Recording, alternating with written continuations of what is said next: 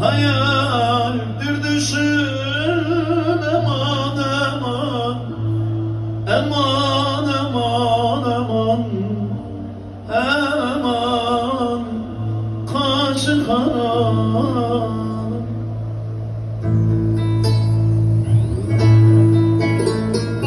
Dön gel ceylan gözlüm, dön gel şirin sözlüm, dön gel bana yüzüm kaşı kara. Dağlar verin yarimi, yollar verin canımı, eller verin aşkımı.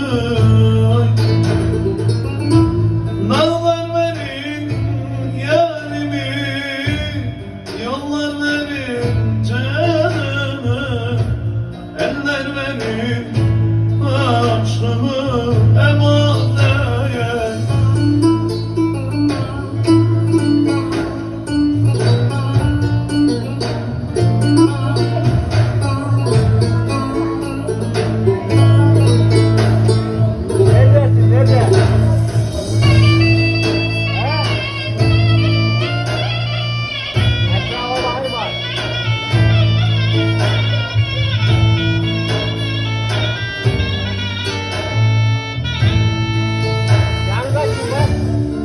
Varık alır, dertli çalar sazını, leylim leylim leylim. Bir daha göreydim yarim yüzünü, leylim leylim leylim. Topraklı kapalı güzel yüzünü, aman aman, aman aman aman, aman kaşı kara.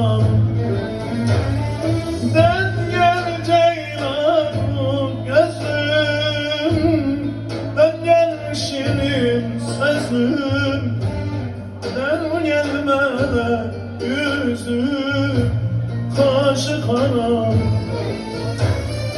Dağlar verin yerimi, yollar verin canımı, eller verin aşkımı.